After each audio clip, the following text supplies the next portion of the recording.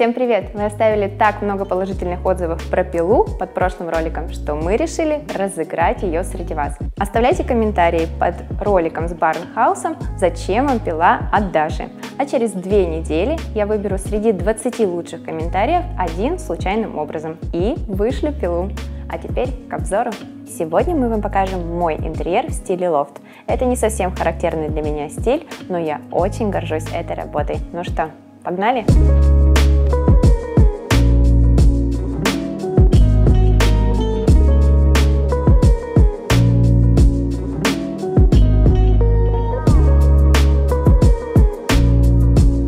Итак, это трехкомнатная квартира площадью 85 квадратных метров. Изначально проект разрабатывался для холостяка, но сейчас он уже не такой холостой с такой-то квартирой. Заказчику нравятся темные интерьеры в стиле лофт, поэтому здесь вы не увидите ни одной белой стены, как обычно принято в моих интерьерах. Изначальная планировка от застройщика весьма специфическая, так как из прихожей мы сразу видим дверь, ведущую в спальню, а основное пространство кухни-гостиной располагается аж в другом конце квартиры. На этапе планировочного решения мы пробовали разработать такие варианты, чтобы избежать этого эффекта, что сразу со входа попадаешь в спальню. Но поняли, что таким образом мы только добавим проходных пространств и у нас будет больше коридорной площади. Таким образом, в окончательный вариант планировки мы внесли минимум изменений. Мы немного изменили конфигурацию спальни, объединив ее в единый спальный блок с гардеробной и ванной, а также расширили гостевой санузел, вписав туда хозяйственный блок. Сейчас мы находимся в пространстве кухни-гостиной, и это помещение самое просторное и освещенное. Здесь есть 3 больших окна, через которые поступает очень много солнечного света. И, конечно же, основной фишкой в этом помещении является речный потолок. Он создает особую атмосферу уюта и камерности.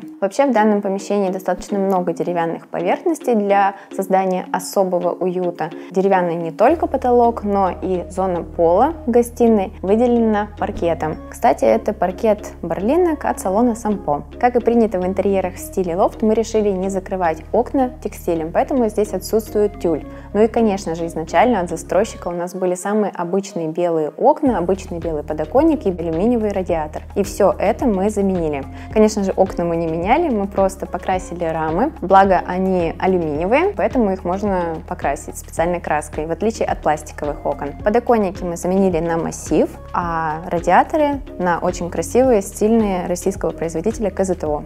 Именно из таких деталей и мелочей складывается весь стиль в интерьере. И если бы мы не заменили эти элементы, получился бы просто страх. Ну и был бы уже, наверное, не лофт, а черт знает что. Данное пространство состоит из 3 зон. Это диванная зона, зона ТВ, обеденная, где расположился небольшой, но все же обеденный стол с прекрасной люстрой, и достаточно компактная, достаточная для холостяка кухня, которая представлена основным пристенным гарнитуром и отдельным, но функциональным островом с варочной, духовкой и вытяжкой. На самом деле и для двоих кухня весьма вместительна. Давайте я вам покажу, из чего она состоит. Это холодильник с морозильной камерой внизу, посудомоечная машина спрятанная, пространство под мойкой для установки фильтров для очистки питьевой воды, небольшой выдвижной мусорный ящик. Здесь расположена сушка. Наверху антресольные шкафчики для всяких продуктов.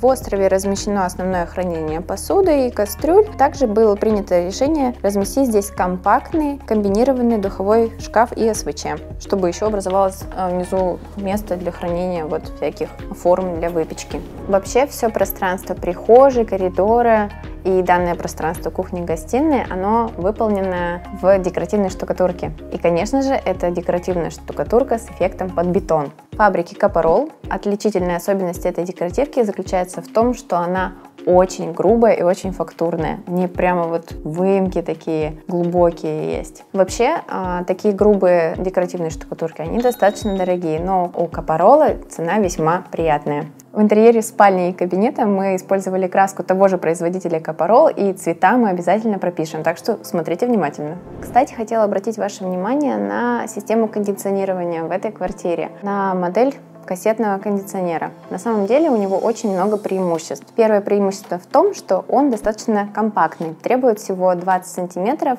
от основания потолка до чистового опуска. Второе его преимущество состоит в том, что можно в каждом помещении установить отдельный блок и, соответственно, в каждом помещении создать свой климат. И третье преимущество этого кондиционера в том, что он установлен под потолком и менее заметен, в отличие от сплит-системы, где обычный настенный блок, висит на стене. Таким образом, здесь в каждом помещении есть кассетный кондиционер. Тут он установлен в зоне кухни, потому что опуск потолка здесь самый большой. Также этот опуск мы использовали для того, чтобы провести вытяжку в островную часть и для того, чтобы заложить в пространстве кухни и коридорном пространстве ниши для наших красивых нишевых светильников. Мебель в данном интерьере достаточно оригинальная. Стулья мягкие и с подлокотниками. Диван модульный состоит на самом деле из 3 секций. Основная секция и угловая, а третья в виде пуфа стоит в прихожей. Но когда приходят гости, заказчики берут этот пуф и ставят в зоне дивана около ТВ. Сейчас мы находимся в спальном блоке. Он состоит из спальной зоны, отдельного гардеробного отсека и хозяйской ванной комнаты. Вообще, спальная зона изначально планировалось присоединить часть лоджии к ней, но в ходе ремонта заказчик отказался от этой идеи, и таким образом спальная зона по факту вышла очень-очень маленькой, компактной, всего 10 квадратных метров. И, конечно же, мебель, которая планировалась по проекту, смотрелась бы здесь достаточно массивно и тяжело и грубо. Решили заменить модель кровати, выбрали кровать фабрики One Мебель, смотрится достаточно легко за счет своих изящных изогнутых ножек. Вообще, кровать сюда доставили буквально вчера, и в этом нам помог уже известный, опробованный мной тариф грузовой в приложении Яндекс.Такси. Заказать грузовой автомобиль так же просто, как заказать такси. Выбираем тариф грузовой, а в пожеланиях можно выбрать грузчиков. Машина будет через 10 минут.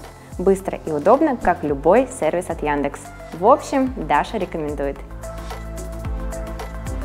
Вообще, основная задумка спального блока состоит в том, что спальная зона, она как бы немного изолирована от зоны гардеробной и ванной. И таким образом, как я уже рассказывала в одном из своих предыдущих обзоров, один человек может продолжать наслаждаться сном, а второй собираться на работу в отдельной зоне и не мешать спящему. Здесь у нас получилась гардеробная зона, она сформирована таким угловым шкафом, а напротив зеркало. Вообще, самые удобные гардеробные — это те, у которых открытые полки и стеллажи, но поскольку наша гардеробная является проходной в ванную комнату, для того, чтобы вещи не пылились и для того, чтобы создать эстетичный вид, мы закрыли все полки и вешалы распашными дверцами. И даже при открытых дверях остается место для прохода и для того, чтобы можно было надеть одежду. Кстати, зеркало здесь не только функционально, но еще и расширяет пространство. А сейчас пойдем в ванную. Площадь ванной всего 5,8 квадратных метров, и я постаралась уместить здесь максимальное количество сантехники. Само собой, унитаз, раковина с тумбой для хранения всяких косметических принадлежностей, вместительный душ и отдельно стоящая ванна. Кстати, ванна самая компактная, она всего 1,5 метра длиной. Но, несмотря на то, что она такая компактная, заказчики умудрились принять ее вдвоем. Установка отдельно стоящей ванны требует устройства подиума. В данном случае, благодаря этому же подиуму, мы установили дополнительный щелевой трап в зоне душа. Вообще, кому интересно, у нас есть отдельное видео про установку отдельно стоящих ванн, так что заходите и смотрите. Так как стиль нашего интерьера лофт, для отделки ванной комнаты мы выбирали поверхности, которые имитировали бы бетон и дерево. И здесь я выбрала плитку фабрики Эталон. Это крупноформатный керамогранит размером 60 на 1,20 м и очень классная коллекция Mason, которая очень правдоподобно имитирует дерево.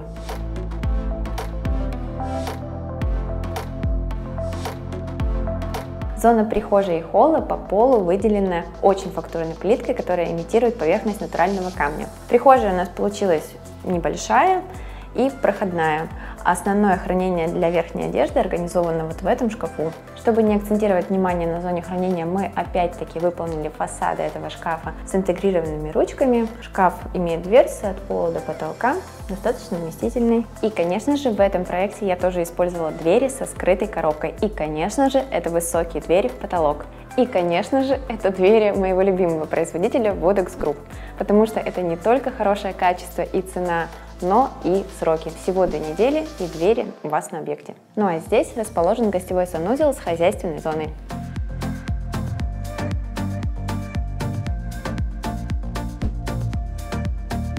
Хозяйственная зона представляет из себя такой вместительный шкаф, состоящий из двух частей. В первой части расположены фильтры магистральные и водонагреватель. А во второй части вертикально установлены сушильные и стиральные машины. Смежное с гостиной помещение – кабинет. Также здесь организован выход на лоджию. Вообще изначально он был через спальню, но мы решили не делать спальню проходной и перенесли этот выход в кабинет.